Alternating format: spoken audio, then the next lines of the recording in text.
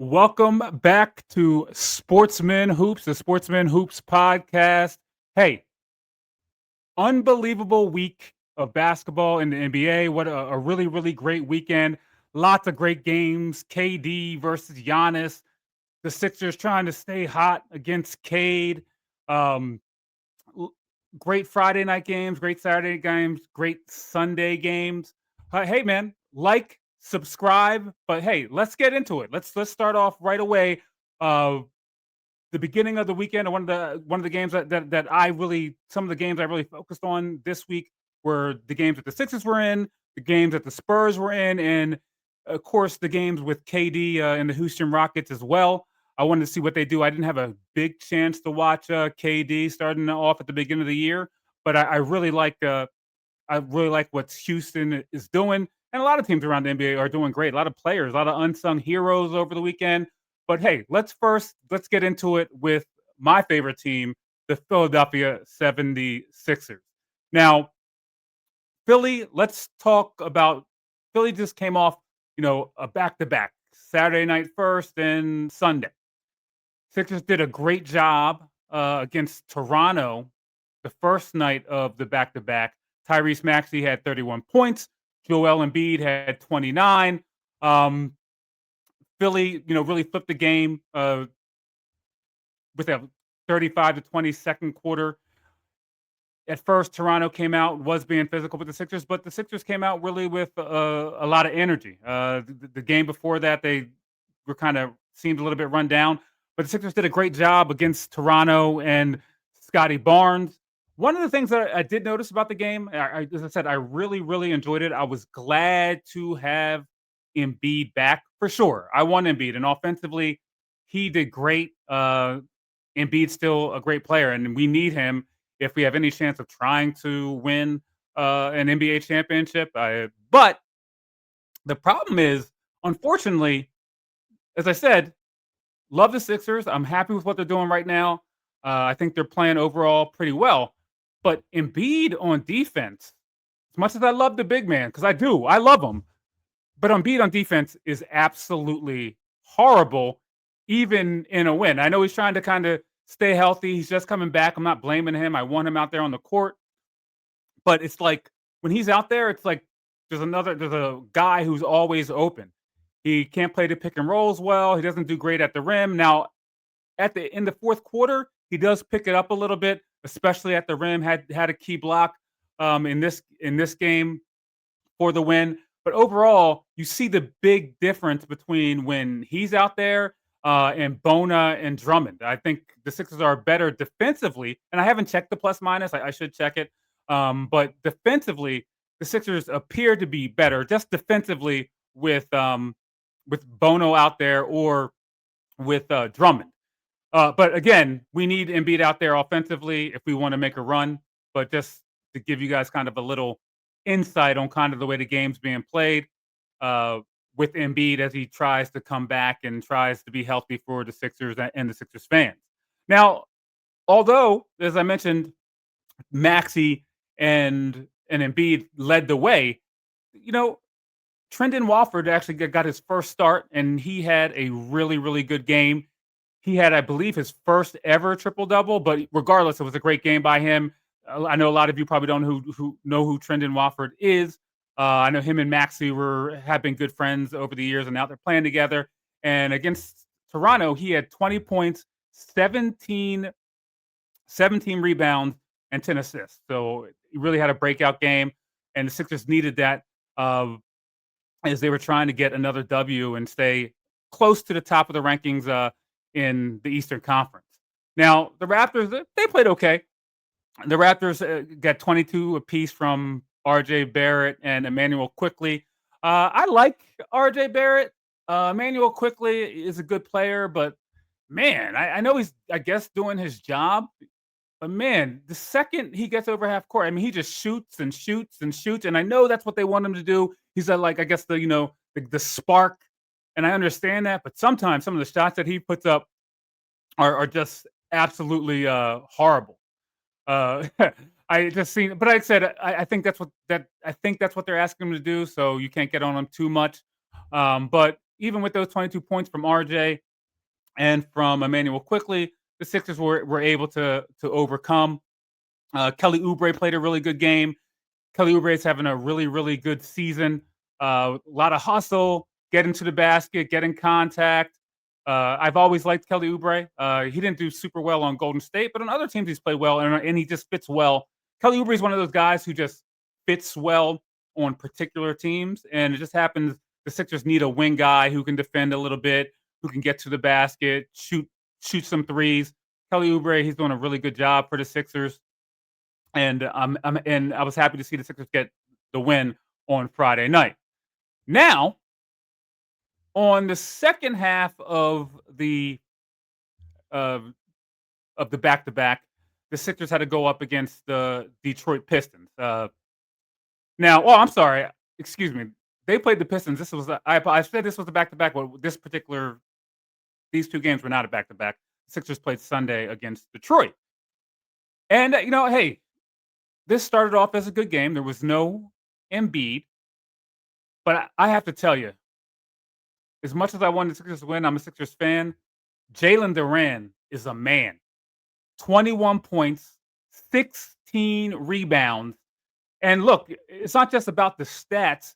You can feel what he's doing out there. I don't know if some of you young guys, if you ever saw Otis Thorpe play, he kind of plays like Otis Thorpe, Ben Wallace, but he's better offensively, I think, than certainly Ben Wallace and possibly Otis Thorpe.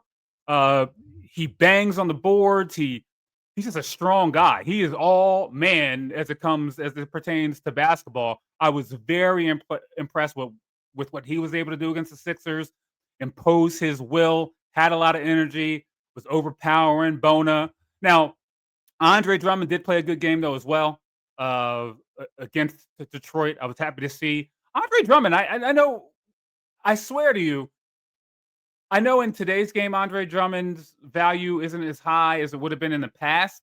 And this is no diss to the 90s or early 2000s, but Andre Drummond might have been a Hall of Famer. Maybe. I'm not saying he would have been like the most dominant player, but just his presence, being able to rebound and score. Now he's extended his game where he is hitting threes. Although at the end of this game, he did shoot. I know they wanted him to shoot threes, but there's one he took at the end of the game that I was like, come on. Why is he shooting that? But he was, 2 or 3 or 2 or 4 from three. So that was good in the absence of Embiid. And I was happy to see what he was able to do. I think he's a really good player. I'm happy the Sixers have him as a backup. But the star of the game was Cade Cunningham. He started off the game very, very slow. And to be honest with you, I know Cade's in his third year, but I didn't watch him closely. I didn't. I didn't want to watch Detroit play.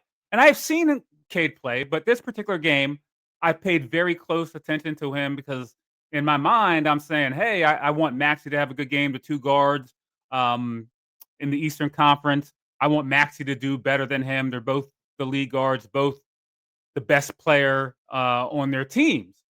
So he starts off the game, and I'm like, all right, well, he's all right. And I see, I didn't think super high. I didn't think badly of him, but I didn't think super highly of Cade Cunningham. I just thought he was, a good player, going to be an all-star.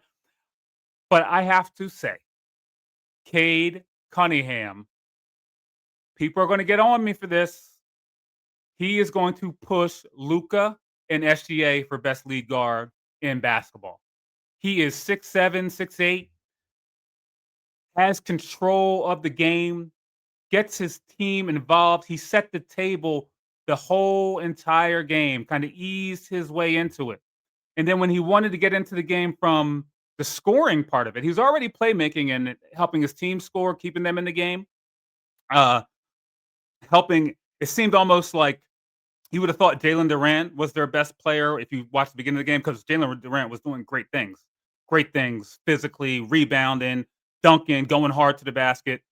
But Cade Cunningham in the second half, man, he showed how good he was. He got himself into the game. He kind of started in the mid post, backing in, shooting, fadeaway J's, slowly using his size and his strength to impose his will on the Sixers, and then he just got hot. Hit a three, uh, started dunking on people. He dunked on my man.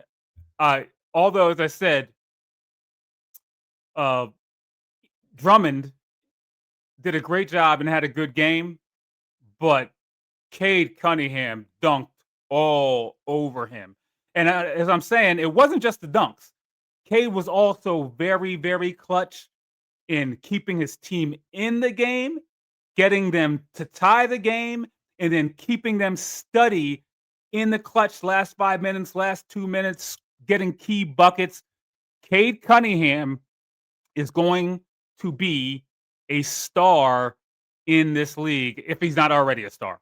Just to watch the way he plays, the body control, how he uses his body, how he goes to the hole, how he doesn't. So Anthony Edwards is obviously a shooting guard, but they put the ball in his hands a lot.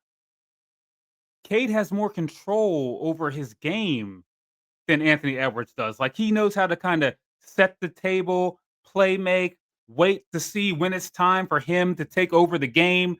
I am very high on Cade Cunningham now and going into the future. And as I've said already, I would not be super surprised if he was pressing both Luka and SGA for best lead guard in the NBA. He's a very good player, and the skills that he has and the size that he has is unbelievable.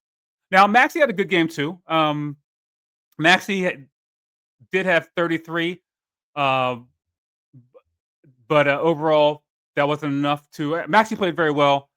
Played well as well as uh, as Cade did, but Cade was able to use his physicality to push his team to the victory.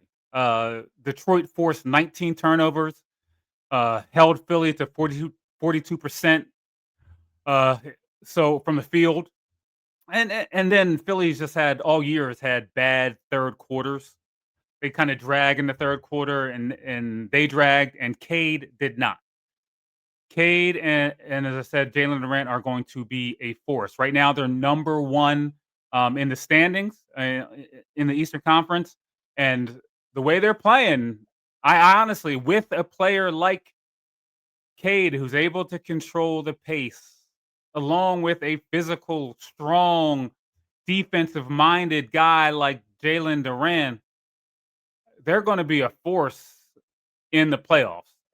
Because at the end of the games, Cade, with his size, can get better shots than smaller guards like Brunson or Maxey can get. I know Brunson is a star, but and I'm a Sixers fan, but if you ask me who would I want on my team, if we could trade, if I was a Knick or a Sixers fan, I am a Sixers fan. I love you, Maxey. I'm not disrespecting you. You are nice, but if we could trade for Cade, I would probably do it. I mean, you're not probably, I would do it. 6'7" point guard. I he's just a really, really, really great player. Now, there were other great games over the weekend. Obviously, we had the Rockets versus the Spurs. KD versus Victor Wembanyama. Now, Victor's been kind of playing. No, the Spurs have been winning, so you can't like hate on the Spurs. They're doing well. Victor's doing a lot of what the coaches want him to do. I thought he would score a little bit more the way he started off the year, but you can't hate on the fact that he is getting dubs. And on Friday night, he got a dub against the Rockets, 121-110. Uh, he finished with 22. KD finished with 24. Şengün finished with 22. And Harrison Barnes stepped up and had 24 points to lead the way. To lead the way for, I want to say, wait, no, I'm sorry. He did not lead the way, but Harrison Barnes had 24 points. Actually, I'm sorry. He did lead. He did lead the scoring for San Antonio that night. Now, this was a really good game. This was the first time I had a chance to really, really watch KD and Şengün um, play, watch their two-man game, watch what Houston was able to do. Now, Houston's a good team. 'Cause I watched them late. We'll talk about what they did later over the weekend. Houston uh, lost against San Antonio, but as I said, they're very good. I think KD's in a good place. The two-man game with Şengün continues to get better and better, and Şengün is just a monster. What Şengün did Sangoon is just physical. He sets the table for them. Now, sometimes with Sangoon, it looks crazy. They give him the ball at the top of the key or the mid post, at the nail, whatever. And sometimes he's doing all this movement and it looks crazy. And you're like, oh, he's about to mess up. But most of the time, he doesn't mess up. He's a really good player. He's a solid passer, physical, strong. Him and KD work well together. And you can't forget about the Thompson brother, not the other Thompson brother, but and I have a min on my mind, but it's not a min. The other Thompson brother for Houston also played well. He plays, really, really good defense. Uh, I was I was surprised to see both San Antonio and the Rockets look to play some version of a zone. It made it hard on. Definitely made it hard on Wemby. It said Wemby finished with 22 points, but it wasn't like he was overly dominant. But what a lot of people can't understand without watching the games is just Wemby's presence on defense, just being 7'3", 7'4" alone is just just incredible. It's hard to quantify that all the time. Now, the Rockets went on and they had a showdown with uh with it's escaping right now. They had a showdown with Milwaukee. So it was KD versus Giannis, and KD and Giannis both kind of played really, really well. Just Giannis just can't be stopped from getting to the basket. KD can't stop him from getting to the basket. But at the same time, KD, played really well in the win over Milwaukee. I mean, the Rockets were just better down the stretch. Sangoon had 23, 11, and 7. At the end of the game, Giannis tried to get up on Sangoon and press him, and Sangoon went into his crazy movements, dribbles in, out, went by Giannis because Giannis reached. Giannis made a bad defensive play that late in the game. He should have just slid his feet, but he went for kind of like a steal, and Sangoon got to the basket and got the N one and flexed on him. Sangoon is a monster. Uh, and just the Bucks weren't able to keep up with Houston down the stretch. I think that's kind of like, KD can pull up at the end of the game, hit Jays. Giannis can't always do that, but please understand, Giannis played a great game. Giannis had 37. Regardless, win or lose, or winning or losing that game, Giannis right now to me still is the best player in the NBA. Even with obviously, I mean, we don't. KD's still up there, but I mean, he's older or whatever. We're not counting on him to be like a top 5 player all the time, but Giannis is a dominant player. But Houston, as a good team, was able to defeat them. Great effort by a lot of different Rockets players, and we'll talk about that a little bit later as well. Now, Giannis has been dominant. Not to to focus. I don't want all the focus to be on Giannis because I do think Giannis is the best player in the NBA right now. But I did not have a chance to watch it. But he put on a show Friday night as well against the Bulls, 41, 15, and 9. So Giannis is having a monster year. As I said, he obviously he wasn't able to get the win against Houston, but Houston is a very good team, and Giannis does a lot for his team. Now, hey, the game I really wanted to get to is finally here. Let's talk Spurs again. Spurs versus Houston. Wemby versus Şengün. First of all, let me tell you who won. Spurs beat the Houston Rockets 121-110. But the story of the game, I'm sorry, let me back up here a little bit.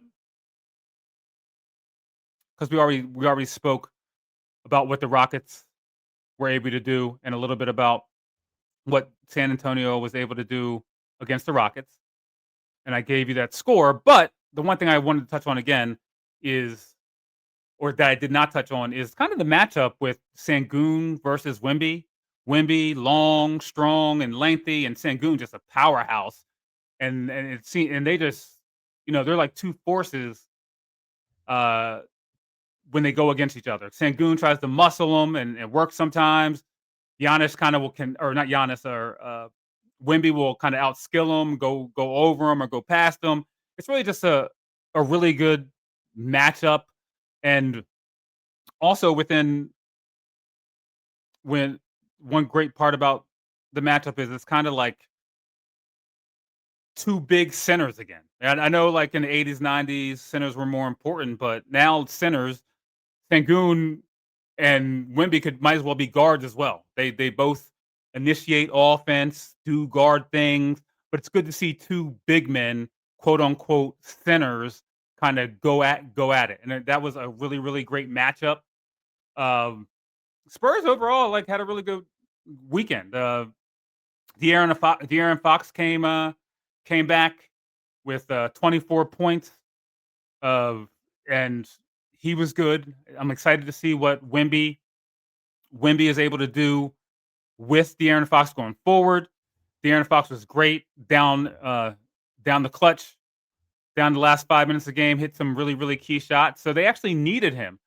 Castle has continued to play really, really good defense, really, really helping Wemby. Like the great thing about the Spurs and Castle, and I think Castle's going to have a chance to make an all defensive team this year, is Castle already a good defender. Knowing Wemby's back there, he's able to press up on his man, do different things because he knows he has great help and a great rotation where Wemby's going to come along sometimes and just wipe the ball out of the air.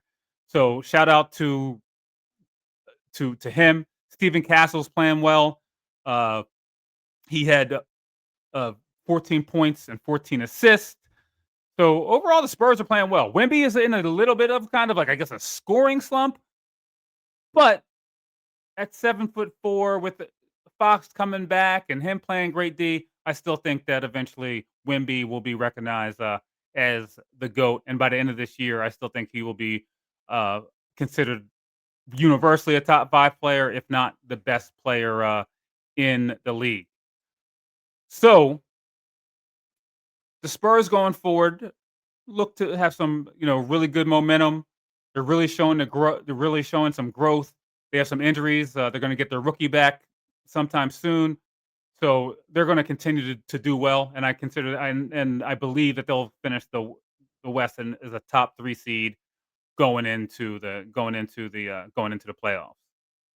Now, I spoke a little bit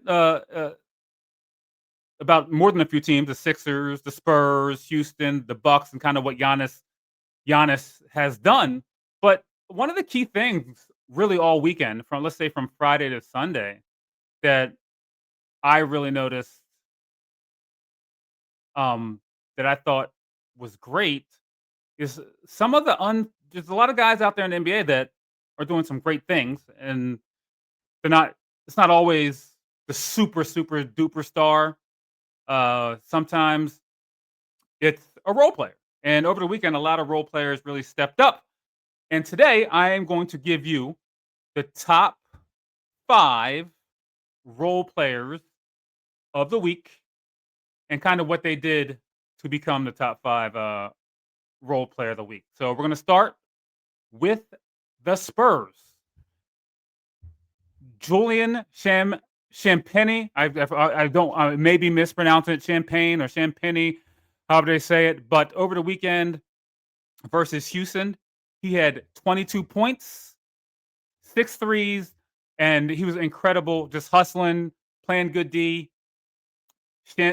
Julian Champagne really, really, really did well at number 5. So he is a number 5 unsung hero of the week in the NBA, and certainly over the weekend. Now, also for the Rockets, as you know, they played against Milwaukee.